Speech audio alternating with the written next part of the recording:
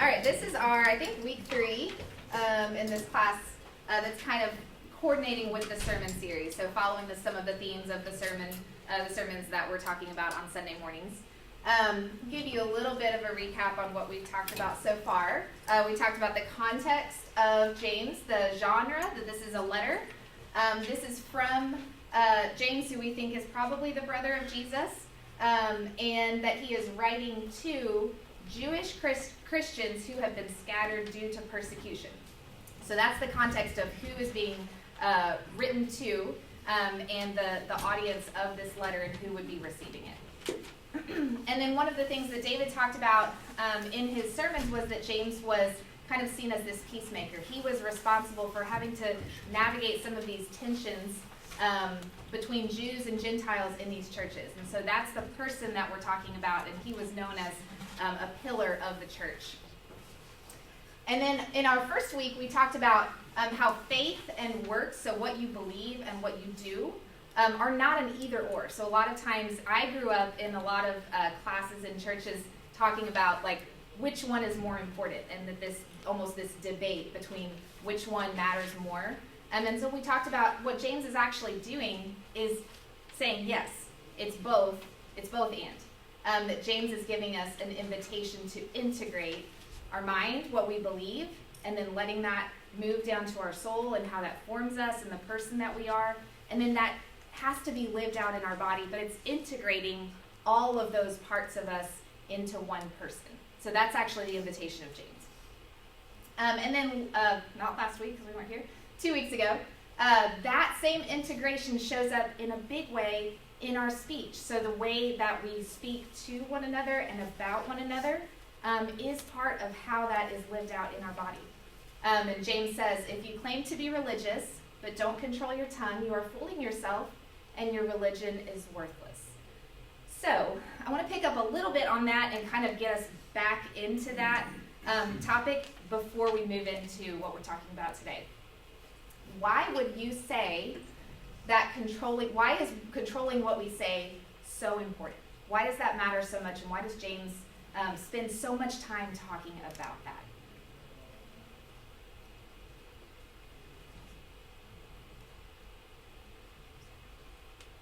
It affects so many other people.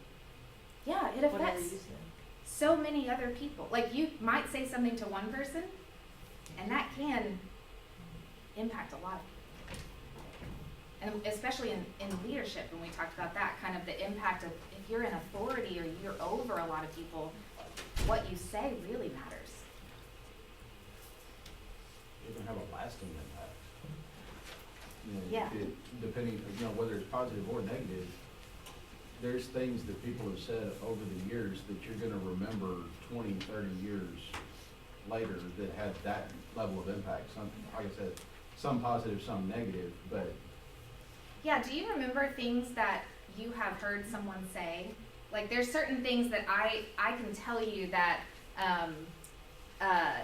certain phrases or certain little nuggets of wisdom that came from a particular person that told me that years and years ago, and I remember exactly who the person was and exactly what they said, and those things have shaped my life. In positive ways, but that also happens in negative ways, right? I think it also comes back to you as well. Like, sometimes when you say something, not only do you affect people and that affects your life, completely causes schism in your life, in your life that it can really affect your life. Yeah, it can affect you, right? The things that you say, either to other people or even to yourself, about yourself.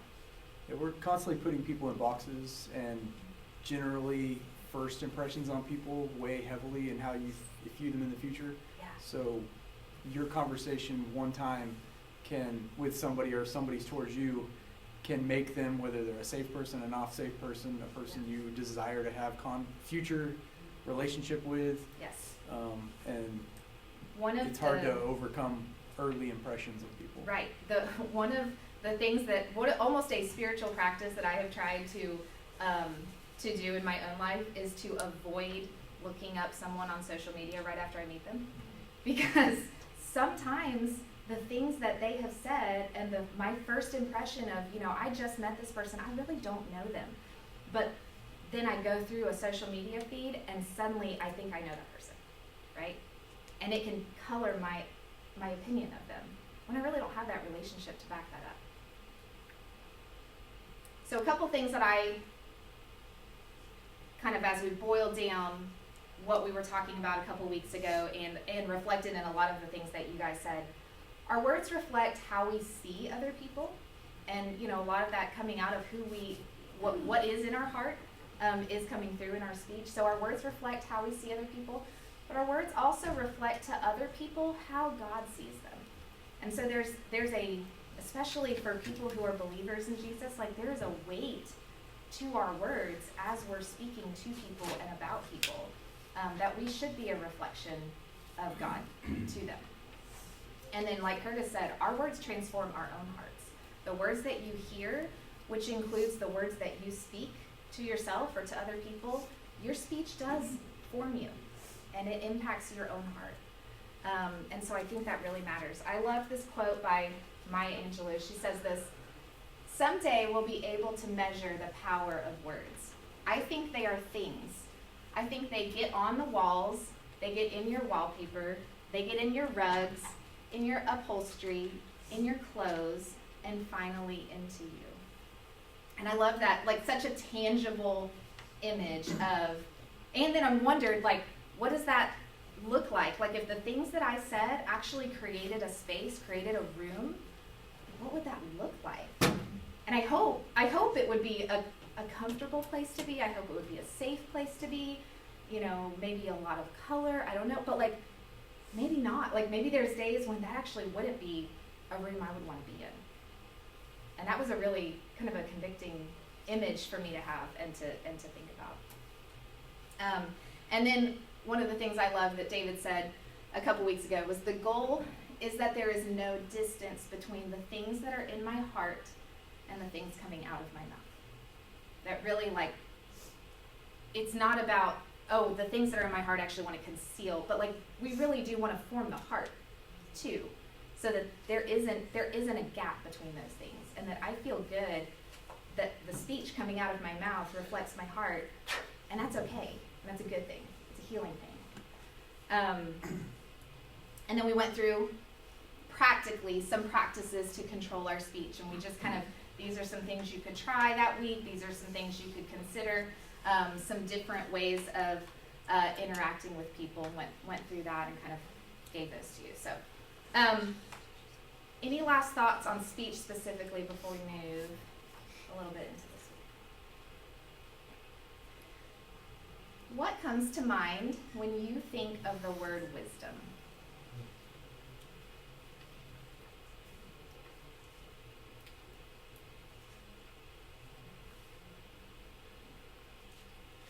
It doesn't have to be from the Bible. Okay. Well, for me, I immediately jumped to particular people in my life that I would recognize as having wisdom. Mentors. Yeah. It's not taught, it's only gained over time. Yeah, it's not really something you can teach. Really, like people, just seems like people just have it, or they don't have it. Yeah. And I think you have to have experience to have it. Yeah. If you have wisdom about something, it's because we Yeah, there's some experience. some experiences questions about it. Yeah.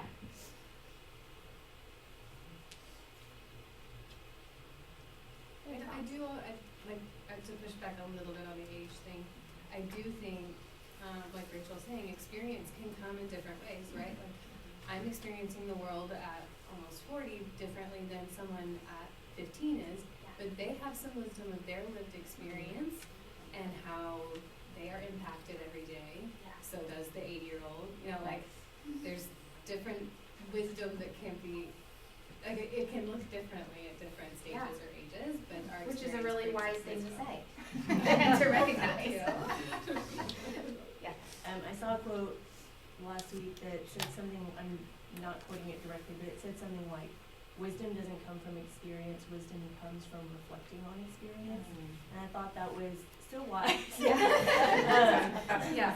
Because I think that's right. I mean, I think a lot of us experience plenty of things in life and never learn from it because we don't take the time to think about what it really means in the big scheme of things. Yeah. You know, I think about wisdom being, you know, you taking this kind of like step outside of whatever it is you're seeing or experiencing, and thinking about how it can be viewed in light of everything else around it. Yeah, what do you, well, looking critically at it, like taking a step back and looking critically at it, maybe trying to remove your own biases from it, or, you know, and then trying to create some meaning is really what I think sometimes we're doing when we're reflecting on it, is what does this mean? And what do I do with it? Or what does it really mean, maybe past my first glance at it? Yeah.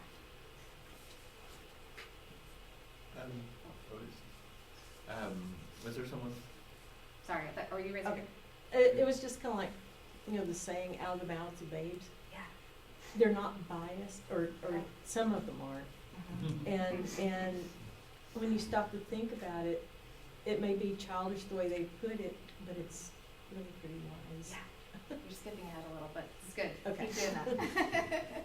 Yeah, I think sometimes what is wise, or what it doesn't sound wise at the time, but in retrospect, when you look back at it, I mean, it sounds, sometimes people will say something, you're like, that is just the most ridiculous thing I've ever heard in my life.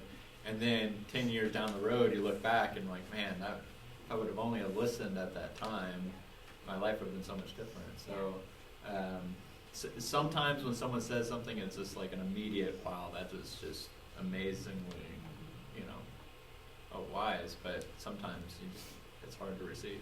Yeah, yeah. I mean, when you are the 15-year-old and the 40-year-old says something to you, you don't always, there's wisdom that goes both ways, but that's really hard to acknowledge that and to receive that and hear that. Yeah. What do you think is the difference between being smart and being wise?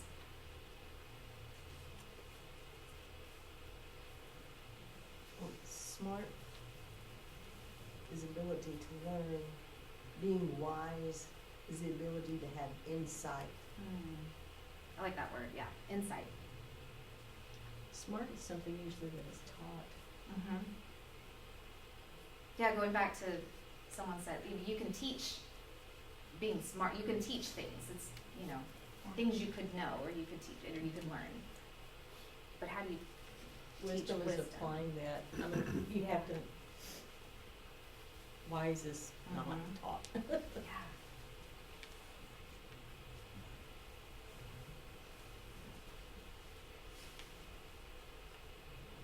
Sometimes wise is just common sense. Right. It's in short supply today, it seems like. I was thinking the word discernment. Discernment, yeah. See, I always thought of them as like, I was just looking at it, onomatopoeias. Uh-huh. Smart is sharp, and it sounds sharp, and wise sounds more smoothing. I like that. But Have you ever met someone who was smart but not wise?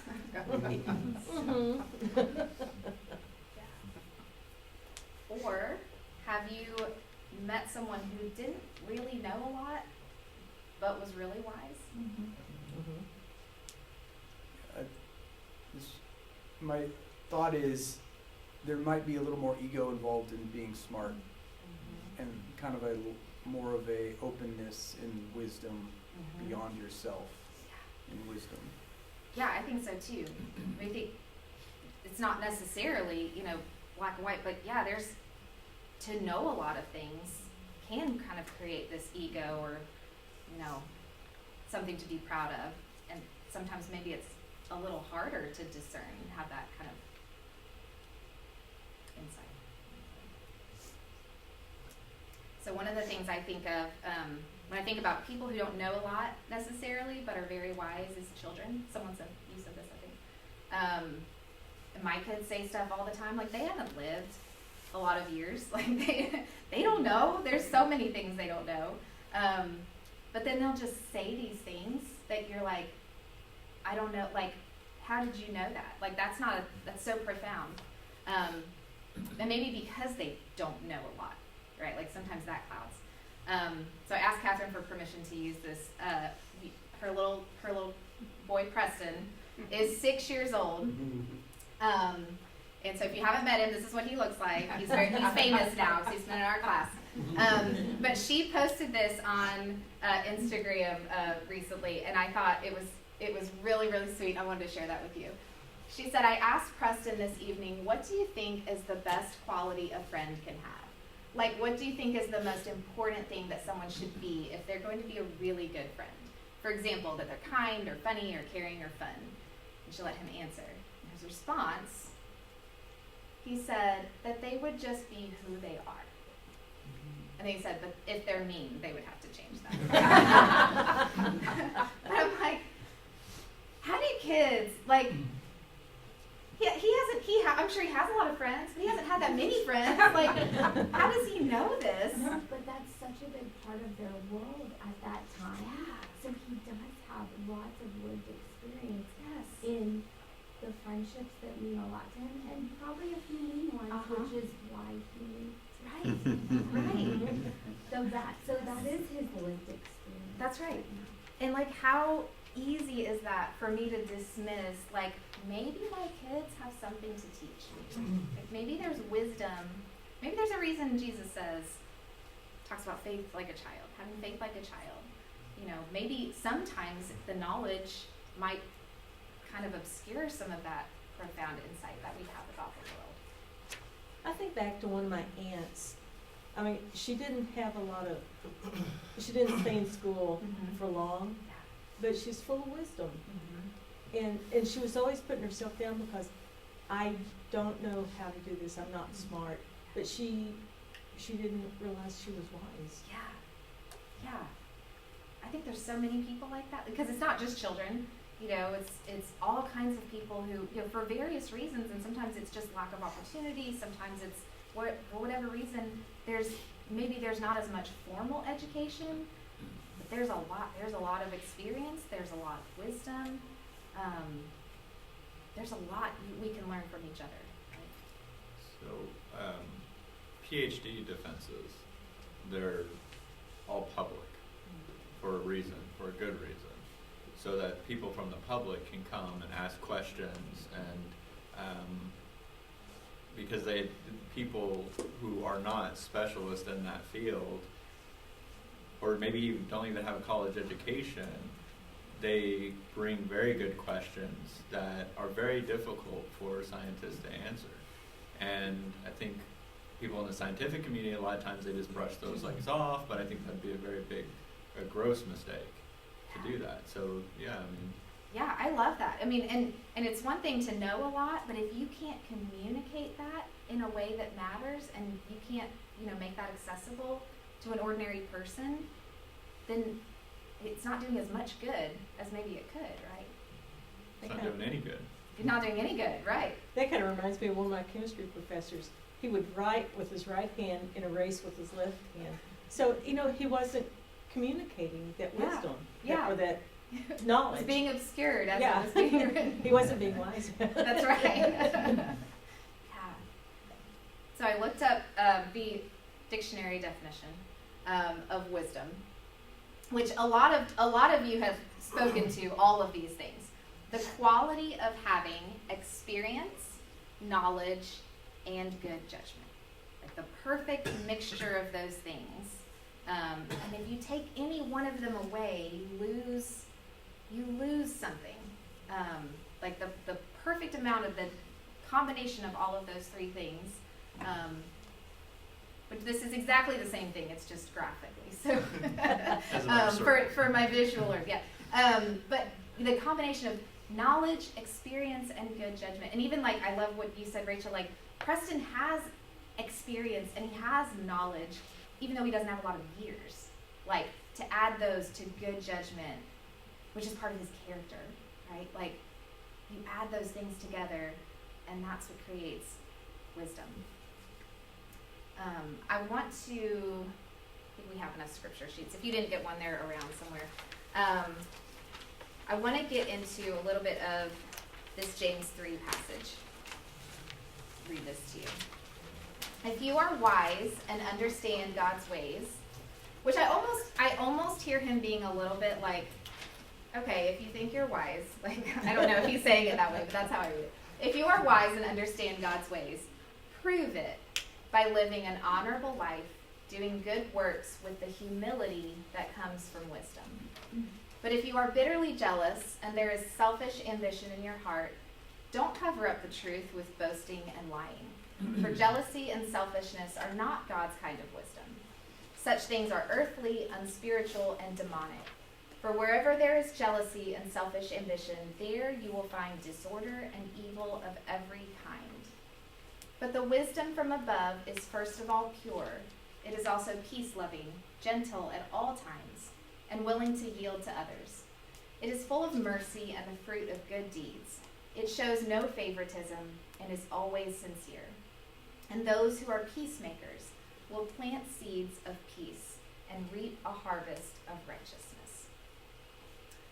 Why do you think jealousy and selfishness or selfish ambition are specifically named as being against the wisdom of God?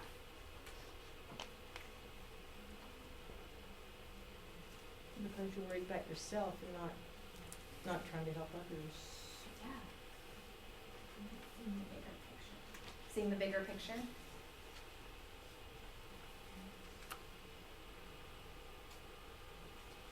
Thinking maybe picking things that some people might think are wise. So like someone who's ambitious and may think that they're being wise about their future.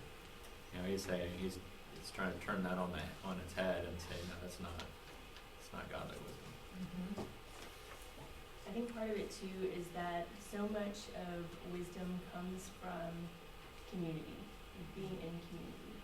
And I always say, like, when we were in school, I think when we were in grad school, one of the greatest gifts, like even if I never used the actual skill that I trained for, one of the greatest gifts I gained from that experience is the ability to be curious and to engage in civil discourse without getting defensive. Or if I feel myself getting defensive, being able to like acknowledge it and like address it so that I can hear other perspectives and challenge my own to become, you know, either sure of what I believe or to maybe consider why I believe what I believe. But so much of that can only happen if you're in community and see the value that the people around you have to offer from their like alternative experiences. Yeah. And so if you're spending all your time being jealous that they have or know something you don't, it's impossible for you to learn from them. Yeah, no, I love that perspective, because what both of those things do is isolate us and pulls us out, like you said, pulls us out of the ability to really have true community, which is where we do learn wisdom and the ability to have those conversations. And if you can't have a conversation with someone in a kind and respectful and honest way, I don't think that wisdom is going to be really easy for you to grasp. Like, those two things do seem to go hand in hand. And it's one of the things that I love about like classes, is because it's why we get together and study the Bible together, instead of just we all do this individually, privately. There's things I learn every single week because I hear other people here from different contexts and different backgrounds and different life experiences. We all share those together and learn from each other. It's why we have classes like this.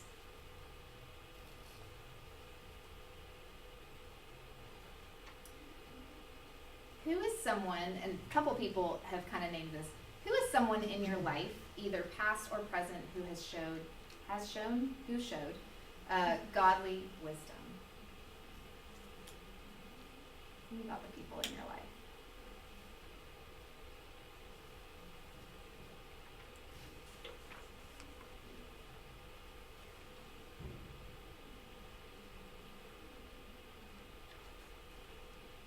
I think that would be my grandmother.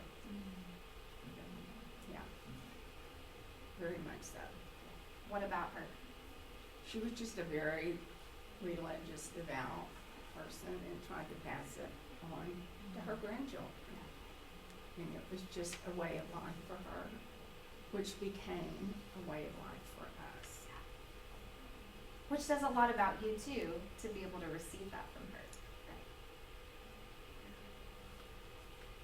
there's multiple people that come to mind, but the trait that's the same with all of them is that they don't necessarily say a lot, but when they do say something, everybody leans in. Yeah, maybe part of that discernment is knowing when not to speak, right? And that wisdom is knowing this isn't mine to say something about. And that's really hard.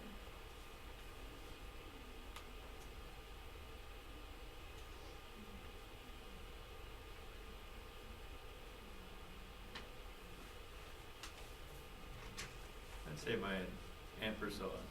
She didn't have a lot of money. I don't even think she went to college. Maybe she did.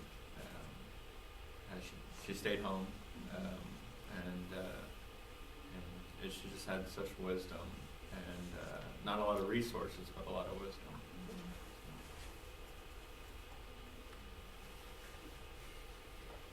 Thinking about the people that you have in your mind, what are some of the traits that they had that you would attribute to wisdom, or that you would connect with wisdom? Patient. Patience, Compassionate. compassionate, Curiosity. curiosity, Wanting to learn. wanting to learn. There's curiosity. Yeah, yeah.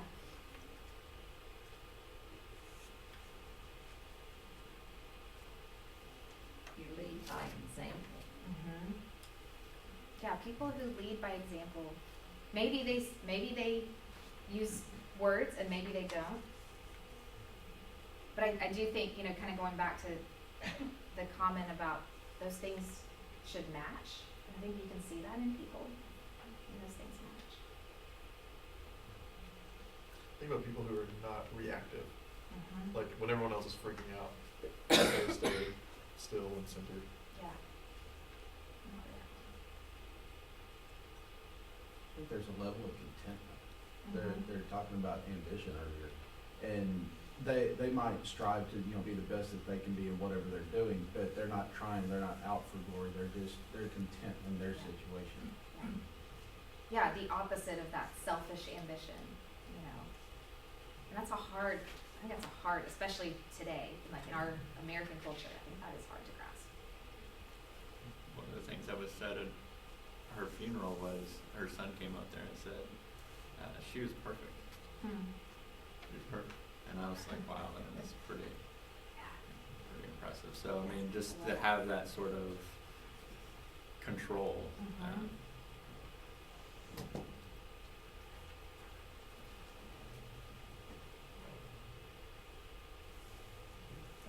This is incomplete, as my wife knows, a lot of incomplete thoughts and questions in our house. But, it's an interesting thing about this question, and I know for myself, I think for a while, I probably struggled more to recognize or receive godly wisdom. And some of that is more, you kind of triggered when you said about the perfect, it's almost like putting people on a pedestal in some way. And so like in my mind, like some godly wisdom is like the whole package. And at times I feel like, I don't know everybody, I don't know anybody, right? We don't know it. But godly wisdom is sometimes it's just more that conversation, that topical, that moment, and the perspective they provided for that situation. Yeah. And then kind of narrowing the scope of what godly wisdom is, kind of maybe more receptive to kind of receiving it or recognizing it from others. And so, I don't know if that's a question or thought, but I struggle with like people. I know situations probably more than I can say people. Yeah, like maybe there's a moment in your life when your life intersected with someone else and they spoke into it in the way that you needed to hear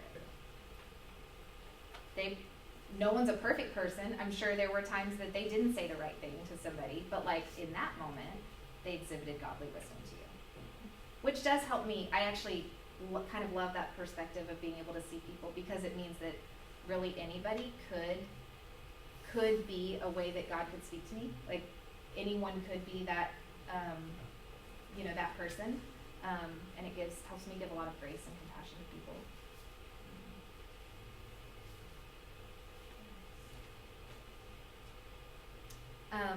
I think a couple of things that he mentions in this passage that stood out to me. just in this first sentence, the humility that comes, which we've kind of talked around. I don't think we've really named it, but like the humility that is necessary to create wisdom in our life. Because yeah, you can know a lot of things and know that you know a lot of things, and that can be a really dangerous place to be, because you can lose wisdom if you don't have that kind of humility. But if you have a lot of knowledge and humility, that can create this really beautiful picture of what wisdom looks like. And the contentment and the lack of selfish ambition. I think all of that, is where humility comes into play, and the curiosity. I think all of that, it's such a big piece of that. Yeah, there's the saying, I know enough to be dangerous. I got to think, at first I used to think you have just a little bit of knowledge about something, it's dangerous.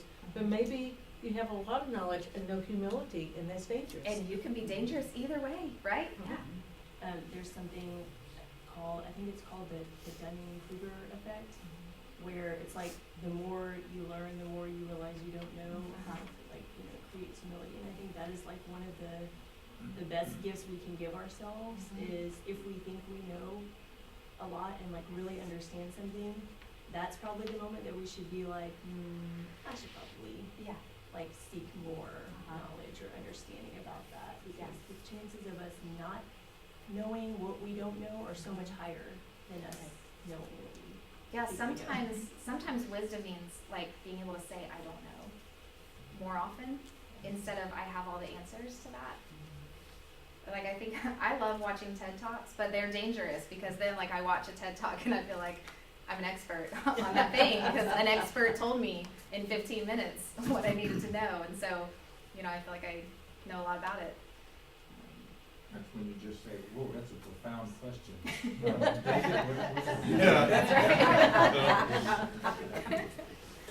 Yeah, Curtis.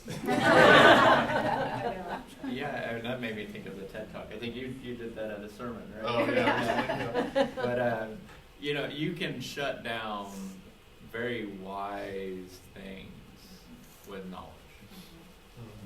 And you could just throw facts at something, and someone that's saying something, well, I don't need to, you can use knowledge at a disadvantage to wisdom.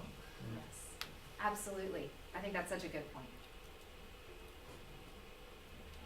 That comment up there about food, about living an honorable life. I'm reminded of a brother I met out in California. When I was at ACU, a bunch of us, some of them lived there in LA, and so I went out and lived the summer there with them.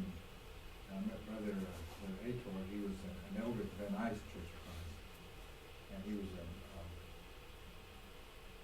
aeronautical engineer. Worked for big companies that were designing spacecraft and that sort of thing. And he worked with a fellow who was the most angry, foul-mouthed person you'd ever want to meet. He had so much respect for the Ator. And usually people like that, they look at people who are religious and say, oh, a bunch of hypocrites, disgusting. He always, when he had to team up with somebody to accomplish a project, which was important, he wanted to be with Brother Ator.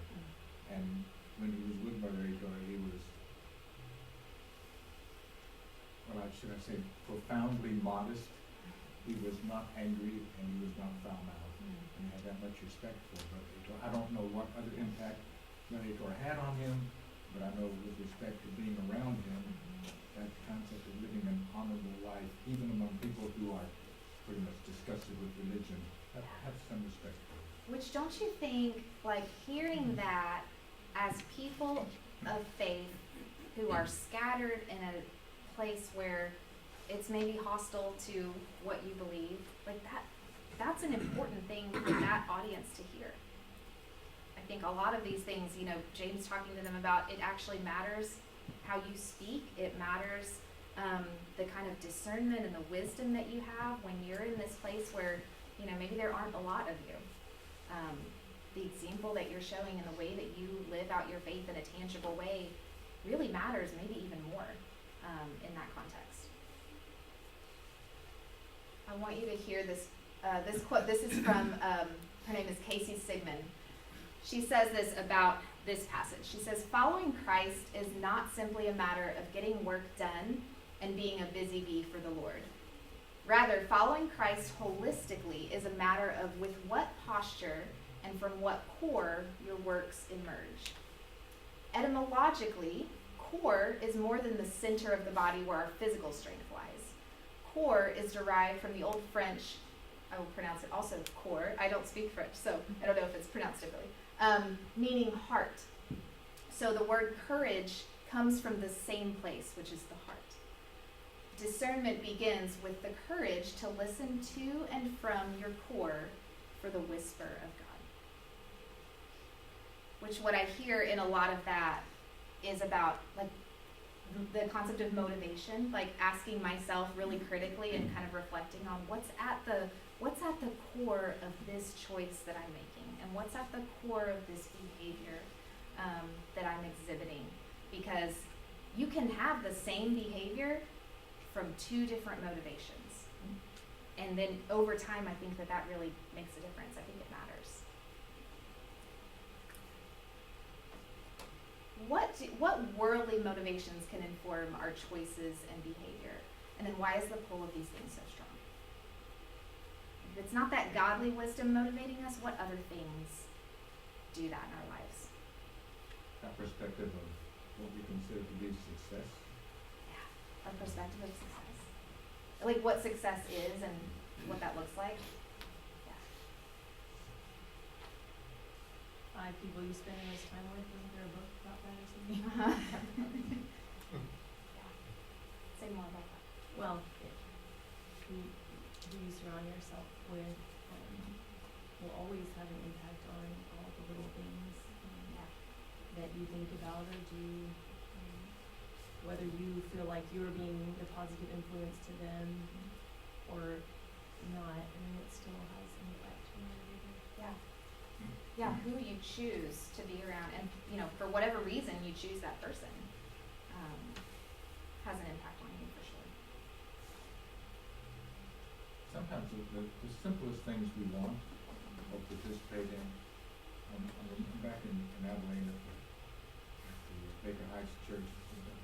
One of the elders, Bert Brazel, was just an old, I don't know any other way to describe him except an old country corn home guy that, I'm not sure I would want to introduce my parents to, not because he was not a nice person. He was a lovely, beautiful person, but he was just old corn, just an old country boy. And anybody who visited, and it was the military congregation, Baker Heights, right next to the air base there, until we get a lot of people coming in and out, he had to meet everybody. Well, one Sunday morning, he wasn't there, but his wife was. So they came in different cars. They lived out in a little country farm out there about 10 miles outside of Abilene. And she thought he was there, and he wasn't. And so 2 or 3 of the people down the company thought maybe he had an accident or something, didn't make it to church. They got all the way back to the house, lived out on a farm, and had a tank out there. There was old Bert sitting in a rowboat in the middle of that tank fishing. And she said, honey, what are you, he said, it's Saturday, that's what I do every Saturday morning. She said, it's the Lord's Day, sweetheart, you're supposed to be at church. And that Sunday night, Bert Brazel went forward and confessed for having forsaken the assembly and asked for forgiveness. And there's not a person on the planet who thought he needed to do that. He was communing with the Lord, and we know he was communing with the Lord because there ain't no fish in that tank. He was just out there, just being alone, and what he liked to do. But you can't judge her. None of us are judging Bert. Yeah, I do.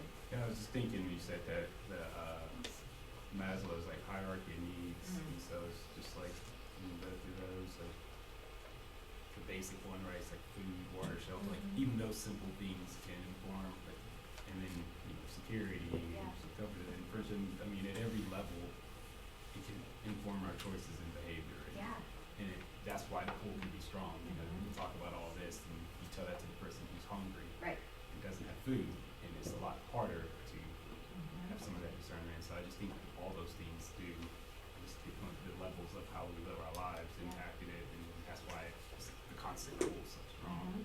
Yeah, when I'm short on time, when I'm stressed, like a lot of these things are hard to grasp for me. Right, like we're trying to make it to church because I have to teach a class on a Sunday morning. Like, get in the car, right? My patience is very thin. Yeah.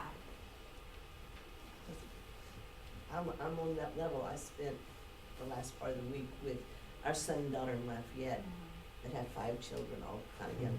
And so my first thought was, sometimes people are just tired. We're just I'm tired. tired. So kudos to y'all. Yeah. I mean, sometimes it is life, it's the demands that we have, it's not anything, sometimes it's external, right? Like, it's not necessarily something in us that is creating that motivation to make a particular choice, right?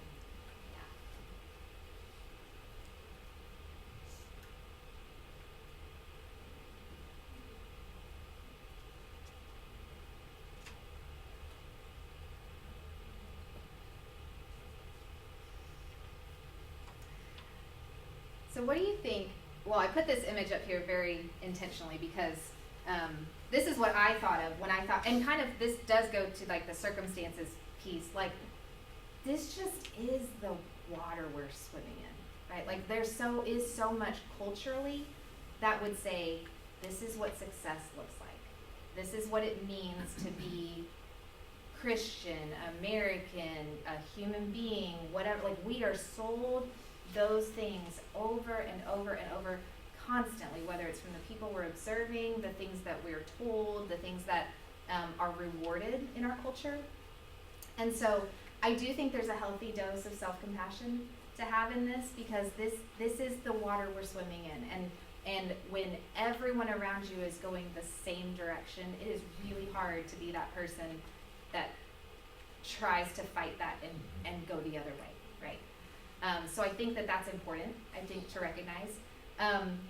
What do you think are some of the messages of this, like, worldly wisdom that we are told?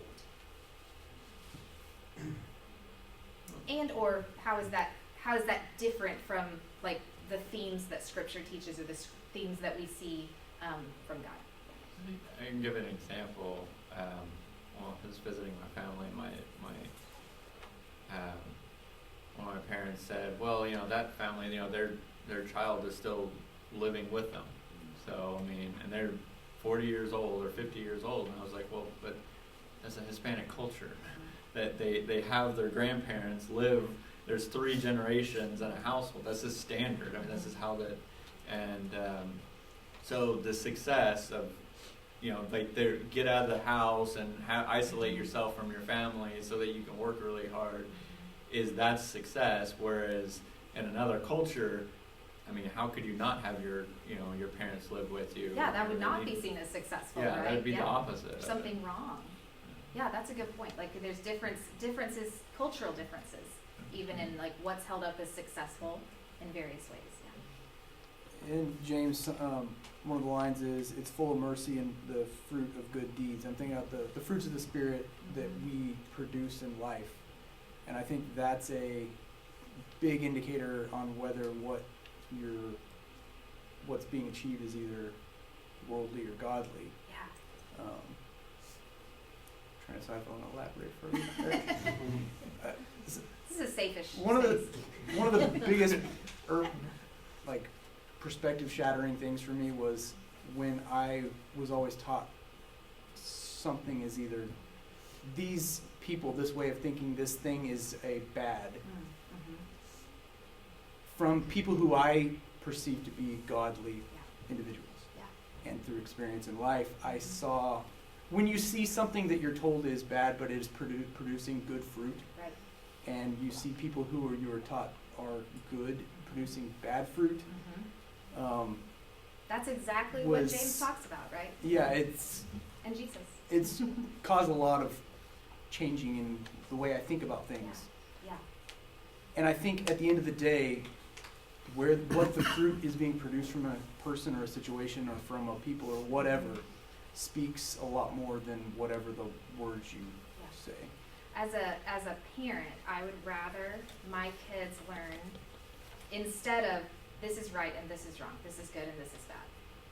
Because I think there's a lot of situations where there's a lot more nuance than that. I would rather them learn, here's how to know. Because I can't prepare them for every situation or every person or every circumstance they're going to come across. And so there's going to be times when they're in a situation, they're like, I don't know, this is what I was told was good, this is what I was told was bad, but this is different or whatever. Like, I'd rather than learn, here's how you know this is the fruit you're looking for, or this is how you know this could be unsafe or dangerous because it produces this kind of thing, which is what James speaks to. Like, I'd rather than learn those things because I think that creates wisdom instead of just knowledge, right? I think there's a difference in that. What about, like, the things that I thought about, well, actually, I'll just show you. The things that I thought about, there were a lot that came to mind. I had to stop writing because I was thinking, what are the things in Scripture that just feel counter to what we hear in our culture or the messages that we receive?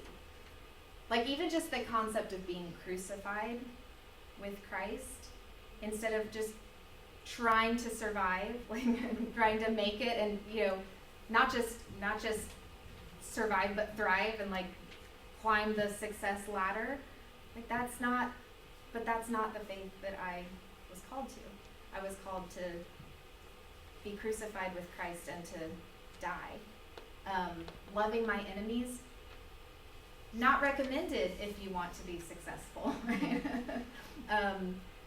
But that's a hard thing, and we kind of feel the pull of that current where we have to try to shift our thinking. It's just so hard. Turning the other cheek, giving to those who ask, like, what if I need this for a rainy day? Like, what if this happens and I need to, like, the concept of hoarding wealth is so baked into us, to protect ourselves, to be self-sufficient, all of those things. The last will be first. Surrendering control. I don't like that one. I like to have control of my life, and I like to have control over all of the other people in my life, and they don't cooperate. So that one's really hard for me. Patience, strength. Any other things that y'all can think of from Scripture, or things, or ones that stand out to you that are especially challenging, do you think? Well, I think there's a challenge in looking at these sometimes because, like you said, we don't want to surrender that control, but there's time and place. It's not a complete passive existence Right. that we're supposed to have, because you look at it, even Jesus had that point when he, flipping over tables in the temple because they were desecrating what it was designed for. And so it's not saying just roll over and let people walk on you, but there's a, love. Love it conquers all. Love is what it's all about. And so when you look at these things, it's not just about, just walk away from every situation. There is a time when we have to stand up for what we believe with that Christian love. It's almost like wisdom is needed in some of these. Having that discernment to know, like, when is it time to step in? When is it time to step back? When is it time to speak? When is it time to be silent? And that's hard. And I think part of learning that is making mistakes along the way. There's times in my life when I've spoken into a situation and then years later had to go back and acknowledge how hurtful that had been to that person.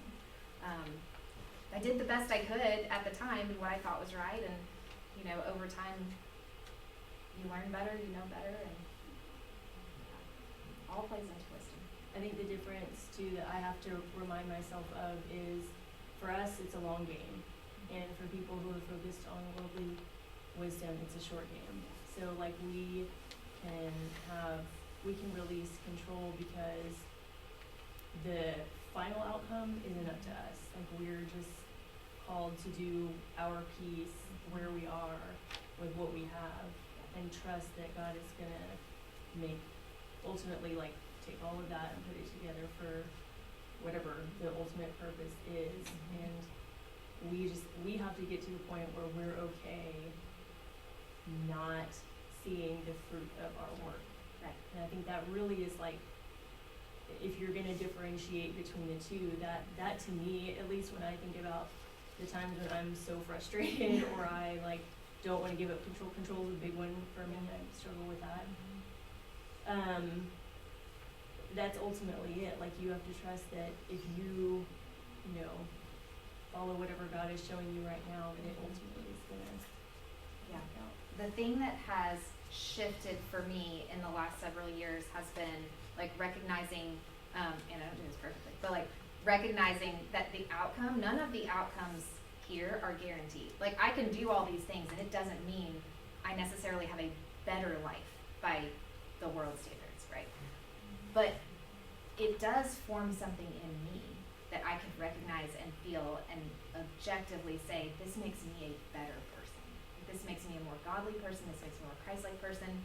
All of these things and humility and all of those things form something in me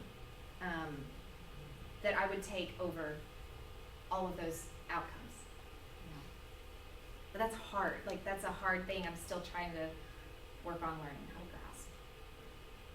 I don't know if I'm gonna go through this. Maybe I'll read it. This is on the other side of your sheet, and it's just kind of, I think it's good for us to hear. I think it's good for us to hear other places in Scripture where some of these things are echoed. This is from 1 Corinthians 1. For the message of the cross is foolishness to those who are perishing, but to us who are being saved, it is the power of God. For it is written, I will destroy the wisdom of the wise, the intelligence of the intelligent I will frustrate. Where is the wise person? Where is the teacher of the law? Where is the philosopher of this age? Has not God made foolish the wisdom of the world? For since in the wisdom of God, the world through its wisdom did not know him, God was pleased through the foolishness of what was preached to save those who believe.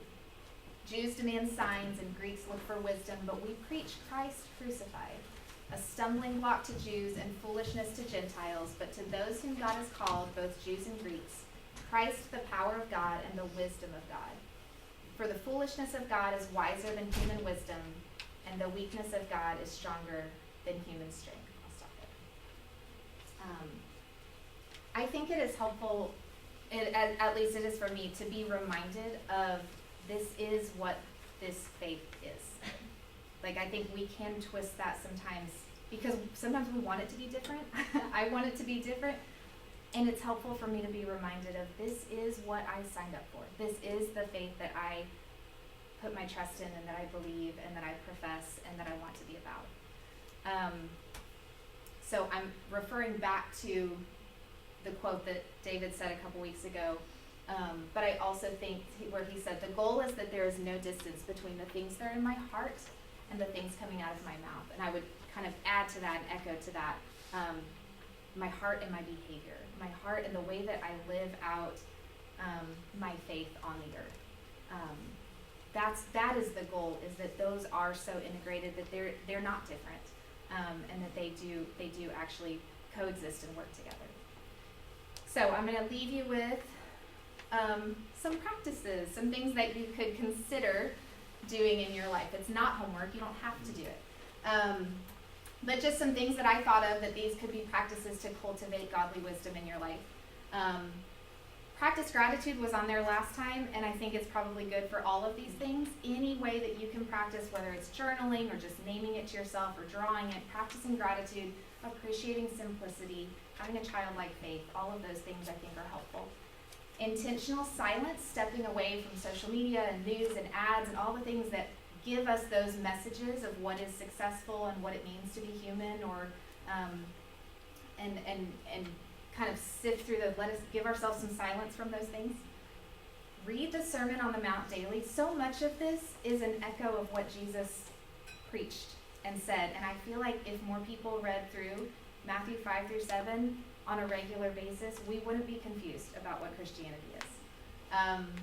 Sharing a meal or conversation with someone who is different from you, and reading a book that challenges your thinking and perspective, getting outside of your own self, having that curiosity to ask good questions, all of those things help cultivate a godly perspective, godly wisdom in our life. Encourage someone else, which gets you outside of yourself. Apologize to someone. Think about something that you have to apologize for and actually do it. It is so hard, but it is so good and formational for us. spend time with a child, soak up some of that wisdom that they have about the world, the play, the just simplicity that they live with. Spend time in nature, which I think helps remind us of how small we are. I think that that matters and that that's important. Prayerfully examine your motivations, like we talked about, what core is this coming from, and reflecting on that a little bit.